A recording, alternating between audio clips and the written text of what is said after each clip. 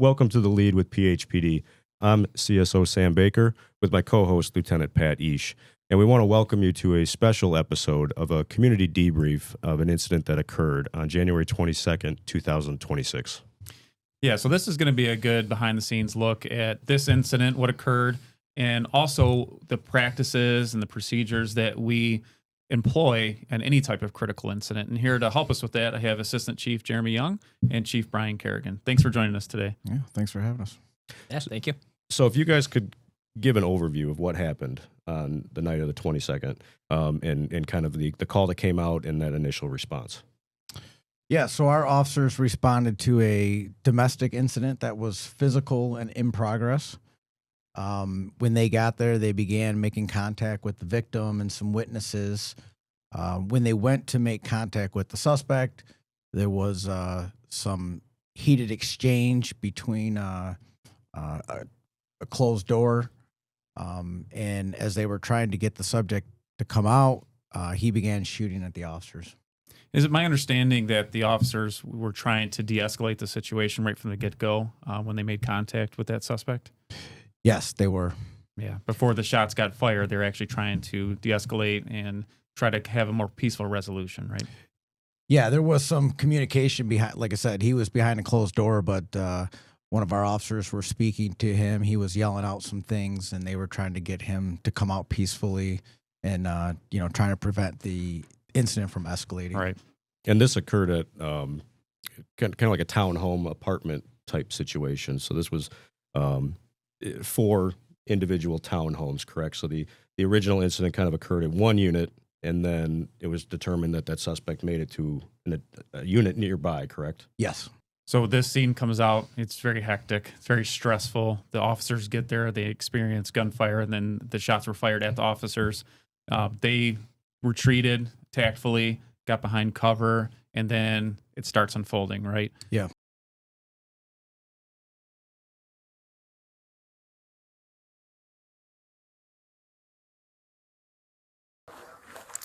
Come on, it ain't worth it, man. Just come on out.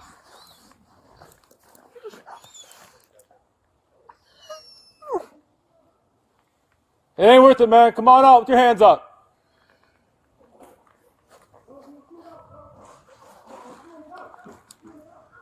You busting out that window, Travis, up in the front.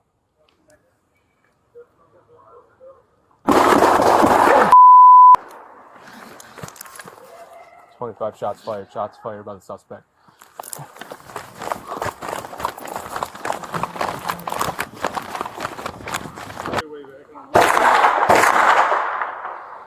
When he started shooting, and obviously, so the officers are going to get in a secure position and start calling for additional resources.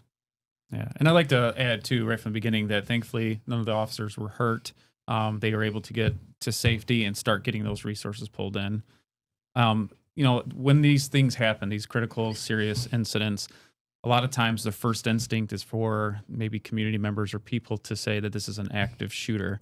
Can you talk to us a little bit about the difference of an active shooter situation that maybe we think of when we hear those terms and what this incident was?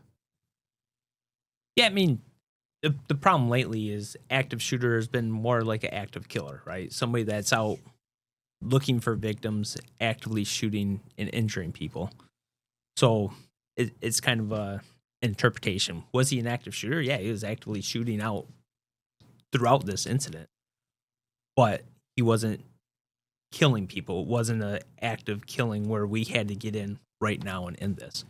So it's an interpretation of the times of what we call an active shooter has turned into, the large events where there's a lot of people around and you gotta get in there and stop it. Yeah, and a typical active shooter, is already happening when we get the call. This was a physical domestic that we responded to, and when we tried to make contact with the suspect, he began shooting then. So a little different than what we kind of consider an active shooter threat, so different in that aspect. Yeah. So to kind of sum it up, the call comes in of a physical domestic in progress, starts at one unit, and then officers get there, make contact with the victim. They discover he's a couple units down. They then try to make contact with him. And from there, the shots start ringing out. Approximately how fast did that evolve? I mean, from the initial call to contact to they try to get with the suspect to have a conversation, and he makes the decision that I'm going to start firing those shots. Are we talking an hour? Are we talking minutes? Minutes. Minutes. Yeah, it was quick. They had a couple officers initially making contact with the victim and witnesses, and as other units arrived, they started relaying that information. So additional units went to try to contain or locate the suspect. So it really evolved rapidly from the time that they arrived on scene. So we've got that initial incident, and now we're calling in additional resources. Talk to us a little bit about establishing a perimeter and what that means to us as police officers. Yeah, like a perimeter is a containment or, try to help keep people out of the area and out of the way of danger as well. So a perimeter is basically getting into a safe, secure location where we can monitor the entrances and exits of the location to make sure our suspect, the person of interest, isn't able to escape from us. In which we're very fortunate here in Port Huron, where we have a lot of agencies that are very, very close. And you start thinking about there's several officers already on scene. This rapidly evolves. Now they're taking cover, or they're taking fire. Now they're behind cover, and so now you're the command staff or the sergeants going, okay, we need to come up with a perimeter. So kind of run through how we know from our side we start moving pieces and things start evolving, but how do we start getting those assisting agencies involved? Is that something that just happens naturally, or what does that look like? A little bit both. It's kind of like a controlled chaos, right? So when these things happen, you've already got the initial response from other agencies that are monitoring the radio. And then you've got requests coming out from the officers through our dispatch center, and they're starting to dispatch additional resources. So there's many layers to the original perimeter. So, we've got the whole point is to get the officers to safety, get them in a spot where they can try to contain the best they can the threat. And then as additional resources are coming into the area, you broaden out the perimeter, and that is for the public safety. So as you expand the perimeter, you're trying to prevent other people, traffic, people on foot to coming into the area because you've got shots being fired from outside windows. So you've got a few different levels of containment. And as the resources coming in, it's kind of like a controlled chaos where you're kind of adjusting on the fly, and you're putting people in different positions, and trying to stop people from entering the area. One thing on that too, Sam, is it's one thing that's maybe unique or really cool to law enforcement is when we need help is coming. We don't necessarily have to even request it.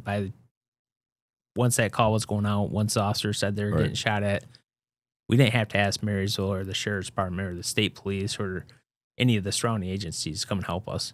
And once we put that request out, most of the time we end up with more resources than we need sometimes. Yeah, and that's something we were talking about too. Those people were just stepping up, and some were just saying, I'm on scene without even being asked or told. And then even 30, 40 minutes into it, you're hearing, Michigan State Police coming from, Lapeer County, and just, you want more, we're going to just start rolling that way. So yeah, we have really close neighbors and really good resources, but then, like you said, that network of assistance that just keeps coming. Yeah, they're going to come till we tell them to stop. And I think another thing to our department is we didn't put out a mass call for help yet, but as word was spreading, people were showing up. Our officers were coming in from off duty, throwing their uniforms on, signaling on the radio and saying, what do you need? Which is just a huge testament to how we all care about each other. And we know our brothers, our sisters need help. We're coming in and we're helping, no matter what we're doing. So yeah, and it's not even just the police agencies, law enforcement agencies are there. That we had agencies, we had different disciplines from all over the first responder community helping us out, including our dispatch center, which did a fantastic job in relaying information, recording information. What other agencies or organizations were there helping us? Yeah, well, you're kind of getting past, right? So once you get that perimeter set up, now it's like, what do we need? So, Port Huron, we have our own special response team. So guys with the equipment and the training to come in and contain the situation and handle it as needed. The Sheriff's Department has the same kind of capabilities, the state police. So immediately we requested our SRT team, our special response team, to come in. The Sheriff's Department came in because of, last, you talked about the 22nd. It was cold. Yeah. It was very cold. We cannot stay outside very long. Our rope patrol guys will probably say they're out there a little bit longer than we'd like them to have been. It was way too cold last night to have a very long perimeter being outside in those elements. Well, that's too these situations sometimes they evolve quickly. Sometimes they take time. I will say last night that we had officers that were pinned down behind cover. It's extremely cold, and to get 2 SRT teams rolling, those armored vehicles moving, and get command posts set up. There's so much logistics there. To see those resources come into the area as quickly as they did was just phenomenal teamwork all the way around. Yeah, definitely, and it's changed, right? From the time I started in law enforcement, that's what you did. You're hiding behind there to, we've had great support from our city manager and our city council that we've got armored vehicles, and the county's gotten some armored vehicles through the 1033 program through the federal government, where now we can roll up and we're in a heated vehicle, safe right in front of the door. It changes the way we're able to handle these situations. And that's a very good point too, because I know with the acquisition or the purchase of an armored vehicle, it's a big expense, and sometimes people go, it's Port Huron, or that's too tactical. But last night was a perfect example of why that piece of equipment was so vital, because even the minute those vehicles rounded the corner to that home, they started taking fire. And all of our personnel and the county's personnel were safe inside those vehicles, and that is the testament to why that's such a valuable piece of equipment. Yeah, 100%. And you say they're expensive, but the vehicle's going to last 30 years well maintained. Yep. Yeah, and they're extremely useful in so many ways. They, when you have something like this, the most important thing is to try to contain and lock that person down as much as possible for the safety of the community, right? The more you have that person locked down, prevent his ability from moving from a house to house or neighborhood to neighborhood. And, keep in mind when this all happened, the officers took cover and they were right there. They were feet from the door. And so their positions weren't the greatest. Right. And we had to use armored vehicles to get into that inner scene and evacuate them from their positions. So we've got the containment aspect going on, and then we've got additional armored vehicles rolling in to remove or help get our officers off the perimeter that are on foot and just took cover behind a tree or whatever was closest to them. So right. They're extremely valuable in many ways. So we have the initial incident occurs. We have the officers real tight to the house, taking cover, kind of have a perimeter there. Resources are rolling into the area to start shutting down some intersections and kind of expand, keeping vehicle traffic and onlookers for coming in. The decision to place vehicles in certain intersections, or how does that decision get made to how far we want to control the area? Well, a lot of that factors in on, again, how good of a containment do we have? What kind of weapons are we dealing with? And it's all based on safety. So with considering, suspect or suspects, the weapons, his ability to get out or move, how many officers do we already have containing that spot? That perimeter is kind of based on that. So it really just depends on kind of what resources we have there already. So it's very situational. It's not just if it's this, we're going to do that. It's just those calls get it's very fluid, if you will. Yeah, and so do we have to expand it or can we have a smaller perimeter? How much traffic? It depends on the area too, right? How much traffic is coming through? You might have to put a perimeter up in a bigger area so you can reroute traffic. You have to consider those kind of things too. So there's a lot of factors that go into closing down roads and intersections, but it's all done for the safety of the citizens and the officers. And speaking on the safety of the citizens and officers, obviously this is a unique area where you have a lot of neighbors, you have a lot of civilians in the area. Then we got, their safety is paramount also. We hear terms like shelter in place or evacuate. Is there anything you can speak to for the community members that were involved in here, and maybe what they can consider when something like this unfolds? We'll start bringing the resources, right? So we brought in our special response team. Right now our community service officer, Sam, comes in and he starts monitoring radio traffic, starts putting out the social media posts, works with the emergency management to do the reverse 911s, to put out as much information as we can so that people are informed of what is transpiring and what is the safest thing from our perspective to do right now. So we started with the shelter in place, which is stay in your house. Don't come outside. Don't start coming to see what is going on and hang out on the street corner when we have a guy that's shooting outside the house, right? So, that's more what we're looking for. If you know what side, like, if the suspect, the location where this is occurring is at the front of your house, you should probably go to the back of your house and stay away from windows and that kind of stuff. And that's the information we try to put out. Evacuate, we would, put that, depending on the locations, are you able to evacuate without our assistance? Then we'd give that order if we thought that was up better for you. And then we'll start working with our teams once we get the containment to start evacuating people that are up close and in danger before we start trying to address the situation. Right. You touched on the reverse 911. I know that was a question that we got a few times. Can you talk about how that system works and why the people in that area received a text message or call from us? I know it's through the St. Clair County Office of Emergency Management, and they can put up a geofence around the area and do a reverse call to alert people in the area that might not be monitoring social media or news media or whichever. So that way we can directly reach out to as many people as possible and let them know of the situation, the pertinent information we're trying to give them, and where to go to keep updated information so that we don't have to keep giving you a reverse 911. You can go to this site and we'll keep you updated. And that was one thing too that as I was monitoring social media and things last night, a lot of people were very grateful. A lot of people kind of even forgot they had signed up for that, or that some people, enroll in the WIN system. And that some people got a phone call that were, I didn't know that was even a possibility or a thing. So that just another piece of the puzzle of things that get that message out about the shelter in place or the evacuation type conversation, because those questions and comments were on social media. How was that determination made and those types of things. Right.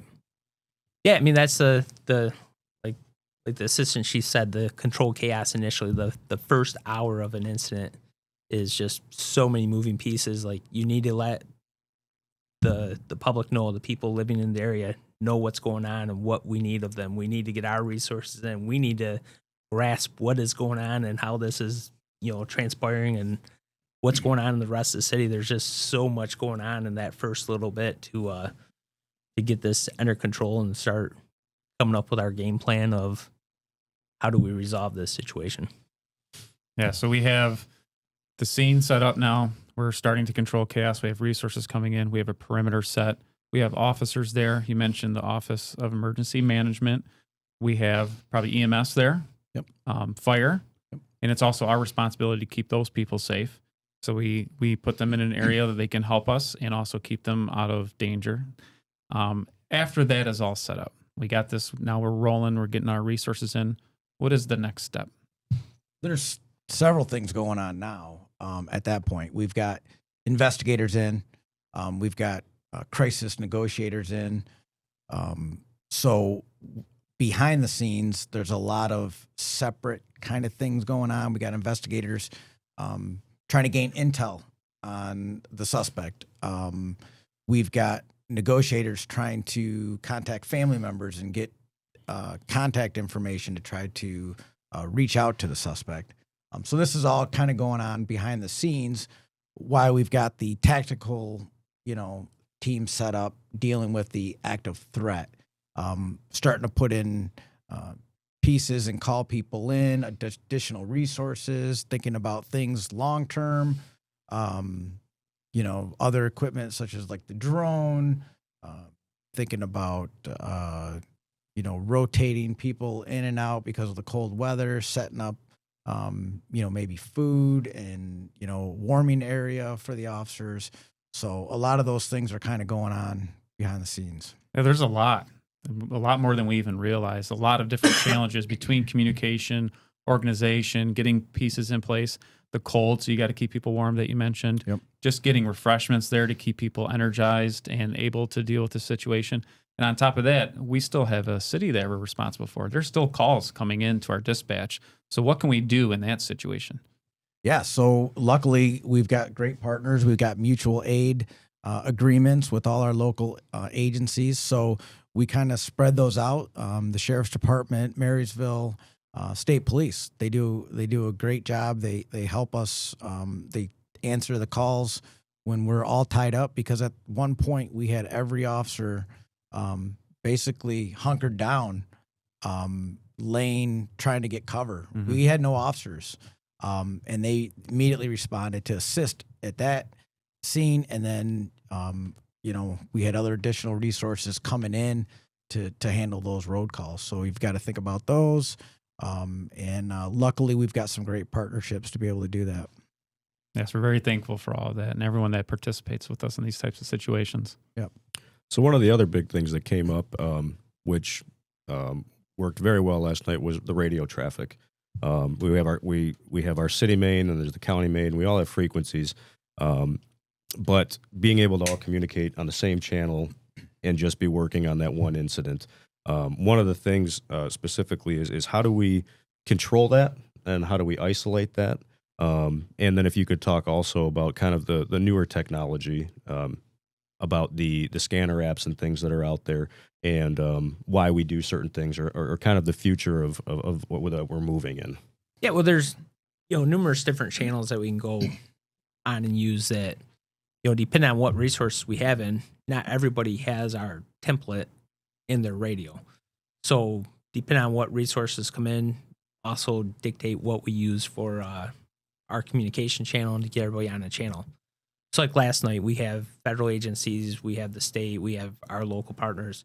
Not everybody has our local channel, so the state provides statewide event channels.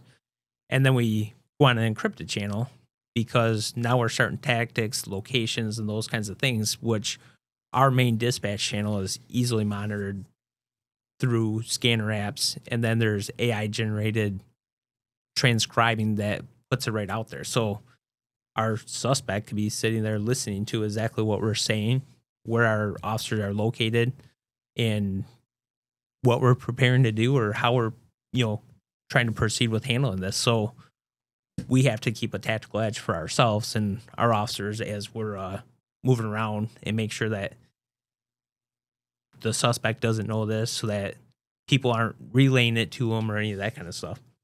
Right. So the encryption then just allows, with the event channel, allows us all to get onto one frequency, and then the encryption side of it allows us to have kind of that advantage and the safety of how we can resolve this and do it where those scanner apps are not effective. Because I know, again, monitoring the social media traffic, at one point there was, hundreds of people monitoring that app last night, and people started saying, well, what's encryption?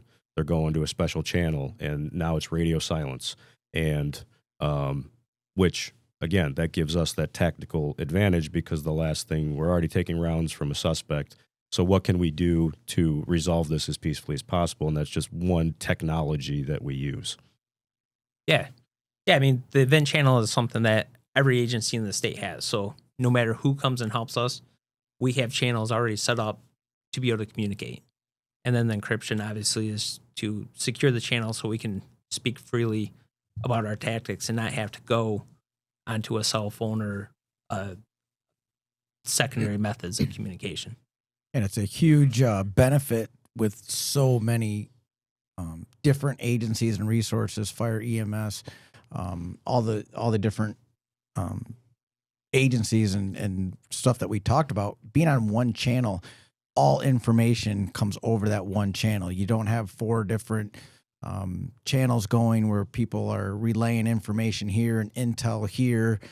So it's all coming to one place. And when we set up our command, we have one person in charge that is the information is being relayed to them. So it's all going over the air.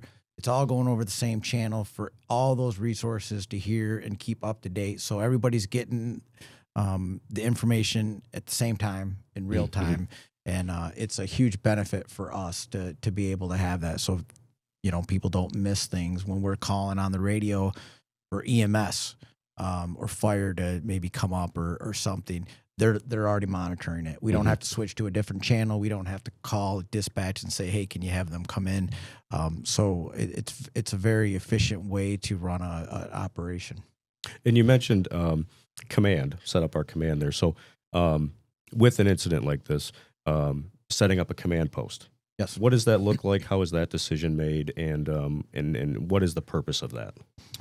Well, anytime we have something, an incident like this, and we're going to have a bunch of resources coming in, we'll set up a command post. And the size and scale of that depends on the incident. But generally, we're looking for an area that's safe, close to the incident, but safe enough where officers can stage, get out of their car, walk around, not have to worry about, gunshots or being, in danger. Preferably somewhere that's going to be able to have easy access, place where, we have maybe an indoor facility where we can use to, go inside and warm up. So that's those are the factors that we consider when setting up that command post. It's a staging area that we're able to utilize for all the resources that are coming into the area and helping us kind of facilitate that. Yeah, and like you say command post, like you hear a lot of times the word incident command, right? So it brings all the decision makers to one place. So generally it's going to be a unified command, whether it's police, fire, EMS, emergency management, public relations, whatever the scope ends up being. And then even like we have the St. Clair County Sheriff there assisting us. So they have a representative of their SRT team in our command post. So we can all face-to-face have a communication that there's no breakdowns, there's no miscommunication. We're talking, hey, if this happens, we're projecting our tactics, trying to decide what's going to be the best thing to do, the best responses to have, and just being able to communicate right there in that room. Same with like a rep from our crisis negotiation. And really, the person that runs it doesn't necessarily mean it's going to be me because I'm the chief. Like last night's incident, we had a Sergeant Reed, working. We pulled him off the perimeter to get information, and he was running the scene. He did a great job. He ran the entire op last night with, us there monitoring, helping out, doing the pieces, but he ran it. He kept track of the people. He monitored it. He made sure everything was flowing, took notes of it, and did a great job. Yeah. Now, we talked a lot about getting started, how this looks leading up and preparing and getting the resources in place and dealing with the challenges. But we have to stop the threat, right? We have to keep the community safe. So talk to us about maybe the priorities or how we go about resolving the incident. Yeah, I guess, you go to the priorities of life, right? Like innocent bystanders, innocent victims, law enforcement, and then our suspect, right? Like we want a positive resolution for everybody involved. So our job, we put ourselves in danger to protect our community. That's what we signed up to do, and that's our commitment. So we're starting out there. Doesn't mean we're going to negligently do it or we're going to recklessly do it, but that's our first step is everybody's safe here. What threat is this suspect presenting, and how quickly do we have to come up with a resolution? So that's kind of the first part. And if we have them contained and there's not a threat to other people immediately, then we start, okay, let's get ourselves in positions and start moving out people in the neighborhood or whatever we need to do, and then start dealing with the situation through, we would establish, communication. It depends a lot on how the suspect's going to react to us. Can we communicate? Can we negotiate out and negotiate a positive resolution here? Yeah, and again, we talk containment, but the better we have it contained, the quicker we have the suspect contained or the threat contained, gives us more time. And that's important because with that time, we can try different strategies to de-escalate. We had our crisis negotiation team talking with the individual, right? We've got loudspeakers and things on our Bearcats and our MRAPs, the armored vehicles that were placed out front in the rear of the apartment, hailing, which is, calling over the radio multiple times, letting them know we're the police department, come out with your hands up, trying to establish communication there. So we're trying every which way to reach, an individual in situations like this where we can try to de-escalate. And so we try to do things that buys us more time. Mm-hmm. And I think that's what we're able to do with some of the equipment that we have. And I think that's the most important thing, is to try to de-escalate when we can. And we've got some good people on some of these teams and investigators, and they do a good job for us. Well, one thing to add too is good containment. We've got the priorities of life and order. We're able to use a lot of other options. You think a special response team, they're trained in tactics. They're trained in multiple different options of less lethal options. And the armored car brings us a lot of less lethal options.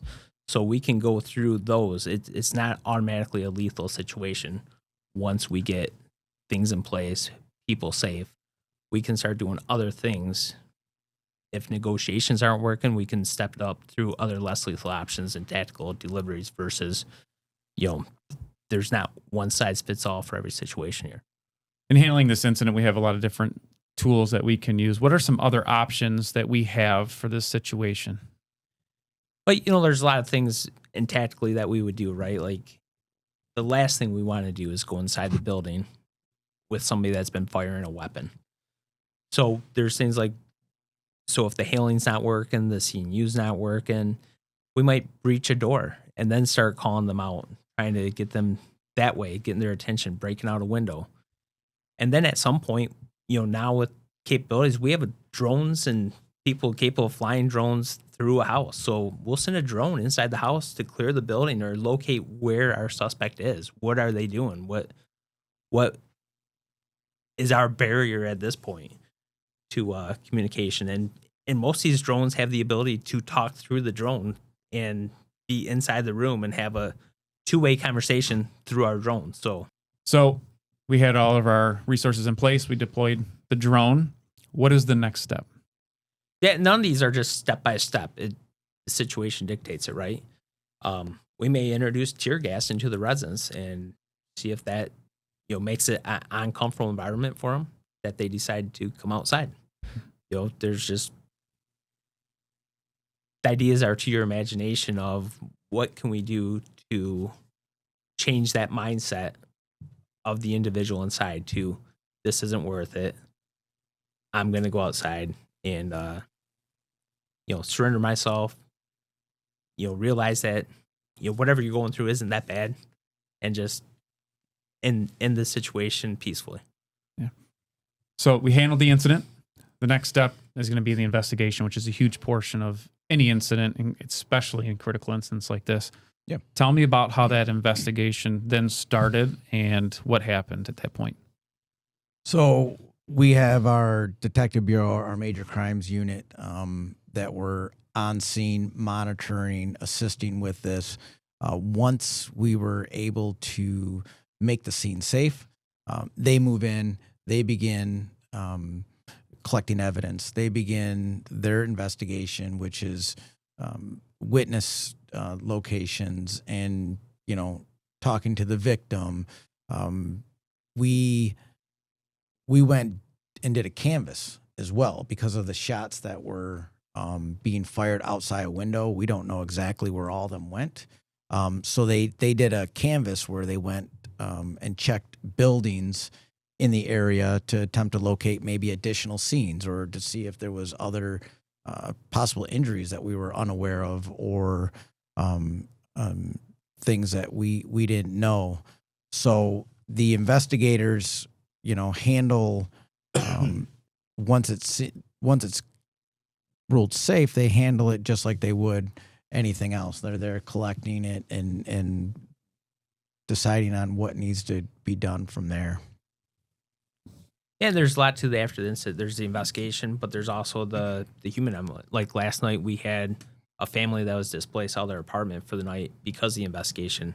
I think Officer Baker helped them find accommodations, and we funded their hotel room for the night to get them out of the elements since they had no place else to go. So it's every single one is unique, and it's not always just the criminal matter. There's so many other contingencies that you just don't think of. And a lot of times it seems like the radio traffic dies down. You start hearing everybody clearing. But, for us, we come back, we do a press release. But the investigators were there interviewing people, going through probably 3-4 hours after the scene was called safe, right? So, yeah, the incident doesn't end that night. Right, that starts just a different phase of work.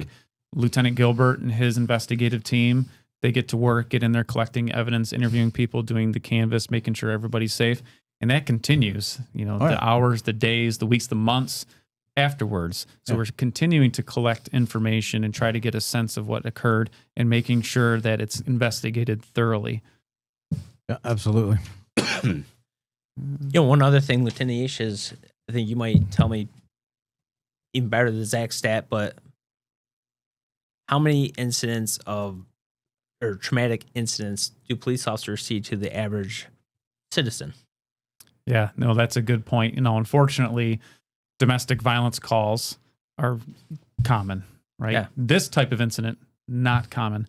However, the tragedies that our officers witness, experience, not just throughout their career, but daily, are at a much higher rate than somebody not doing the job. So that's a big part of this as well, right?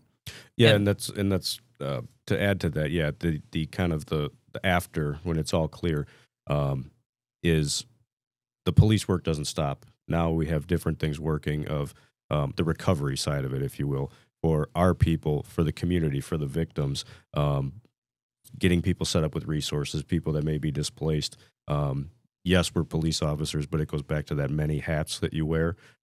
So it's almost like, yes, the scene is all clear, but now a whole list of other tasks and responsibilities now start. So everybody just kind of shifts into the long-term impact or effect. Yeah, and it's a traumatic incident for the officers. It is not normal to be shot at.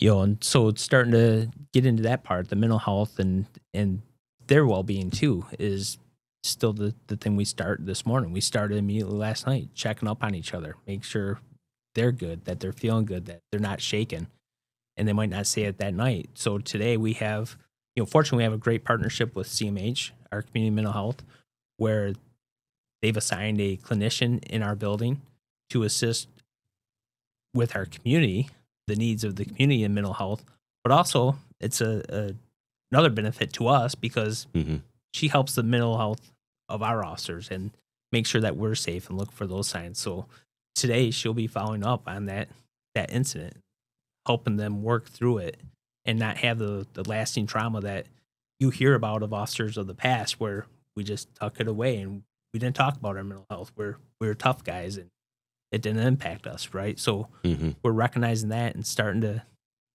help them unpack their bag, so to speak, from last night's traumas that come to the officers involved too. So yeah, we also have an awesome peer support team here, which Sam is a part of, and perhaps you can speak a little bit on your role in that. Yeah, so with the peer support team, I'm fortunate that I was just welcomed onto that team. But we have a network of our own people that really prioritize mental health and checking up on each other. But it's a network of other professionals in the community and regional that can be there for our people. It may not be today, but it may be a year from now or a week from now. So the benefit of that is, like Chief was saying, is they may say they're fine tonight. It something may come up a week from now that all of a sudden they realize they're not. So having people that are trained and really put an emphasis on checking on our people, because we all get busy. This job is demanding at times. We have to go out there and take the calls. So it's easy to bury what you're dealing with. Yeah, I mean, we hope for the best, but prepare for the worst, right? Yeah. And then that's kind of where we fill the gap with our peer support team. And we're learning about the trauma and stuff, right? Like you said, it's not tomorrow, it's not a week from now.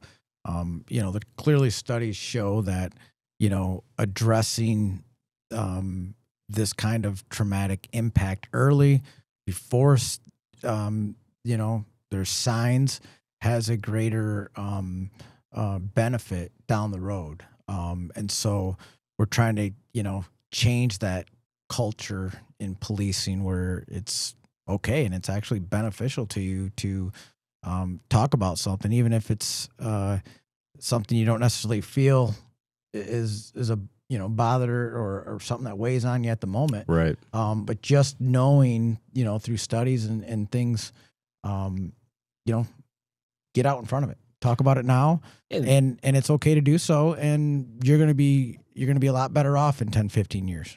And the debriefs we do with the peer support team and CMH and Sarah is not in the near future. We will bring in our officers and the agencies that assisted, and we will debrief what everybody did, what everybody saw too, because they still may be saying that I'm okay, I'm good, but like you said, just having that dialogue, starting a conversation, and just realizing that you're in a space with other people that went through what you went through, kind of encouraging those conversations, like you said, changing the culture that is not only with law enforcement, but other agencies. It's, welcoming dispatch for a debriefing and fire and EMS. Yeah, and the other good thing about these conversations, those debriefs, is you learn stuff, right? You take you look at that incident and what could we have done differently or what went well, and so we can learn it and apply it to the next time. Yeah, it's definitely a thing of, unpack the bag early. Don't let it start overflowing where it becomes a major problem, and deal with it better. You're going to have a healthier career. You're going to have a healthier retirement, and you're going to have a more positive attitude as you go through this career and experience these traumatic incidents and learn how to cope with them and, not let it just build up. Well, in wrapping up, what is something that we could tell our community for incidents like these, like some tips or maybe some information, for something going forward? Well, it's like a lot of times is you see the flashing lights doesn't mean you should make that turn and come down and see what's going on, right? You hear this incident going on, stay out of the area. Coming down as enticing as it is, as interesting it might be, you're just building another thing that we have to be worried about, people that we have to worry about their safety and how do we protect them or keep them back, and just it'll be an additional drain on resources. So as you hear the incident going on, avoid the area. Please check our social media and look for the updates and what we may be requesting of you. Yeah, the other thing I'd add is just don't believe at face value the things you're reading on social media. That information is often unreliable and untrue and inaccurate. Obviously make sure that you're safe, but we ask you not to call. We get a lot of calls at our desk and to 911, trying to get information. And then understand we can't release all that information, but we will release it. And when we flood the phone lines, that's preventing other people from being able to call for other emergencies. It's also overwhelming some of the staff that we have, back at our department who are trying to handle the scene from there. Yeah, and I think, it's just human nature that people want to know what's going on, and we realize that, right? We're doing things. I think we've been progressive in the last several years of getting that information and sharing that information out. And maybe something like this, kind of looking into the behind the scenes of an operation, right? Not just the incident actually happened, but all the things that we have to consider and kind of deal with. When we say, this really is for your safety and the safety of our officers. Maybe this sheds a little light on that and kind of lets people know that when we put that stuff out there, it's for a very good reason, and we're conscious of getting the scene secured and letting people know when it is right away. So like last night, right, with keeping everybody updated, it's helpful to us. It's helpful for the citizens, and so yeah, we hope that that information kind of gets to them, and again, we'll share what we can, and we understand that they want to know and they have a right to know certain things, but when we need them out of the area, it's for a very good reason, and not just because we want we want them to or whatever. So the incident went smoothly because of our officers, our partnerships with the state, the county, the local municipalities, the federal officers all around us, and the preparation that our guys put in. Our SRT team trains monthly. Our crisis negotiation team trains, I think, quarterly. Our evidence techs train constantly. Like, everybody keeps up on the training so that when an incident like this happens, unfortunately, it doesn't happen very often for us, but we don't show up and it's not like it's our first rodeo and we're just now trying to put it together. We've trained, we've prepared, we've thought about it, and have some contingencies of what if this, then that kind of ideas of what we're going to do. We draw up scenarios, we play it out through training, and perfect or not. Yeah, try to perfect our skills and how we're going to handle it and make sure it goes flawlessly as best we can. yeah. So, and thank you to all of our officers and everybody that showed up to this incident, whether we called and asked for help or you just heard it and knew that your brothers and sisters at the police department need help and just came in. So, I can't be any happier to see that and know that, when something bad's going to happen, we've got help coming and dedicated, hardworking people that are going to make sure that the city's taken care of and that our staff is taken care of. Yeah, I definitely appreciate all the help from everybody, and very proud to see law enforcement as a group and our officers, the way that they handled themselves last night, professionally, and they really handled the situation appropriately. They all flocked to the scene, and they all did their job collectively, and kept each other safe. And it was a very cold night, and probably a little pucker factor at different times, and they did a good job. Assistant Chief, thank you for being with us today and sharing all this information with our officers and with our community. Thanks to our officers and all law enforcement and first responders that put their lives on the line every single day to keep our community safe. And thank you to our community for listening, for learning, for understanding and working with us, not just on this incident, but every incident. We appreciate it. Be sure to keep following us here at the Lead with PHPD. Stay safe, and thank you.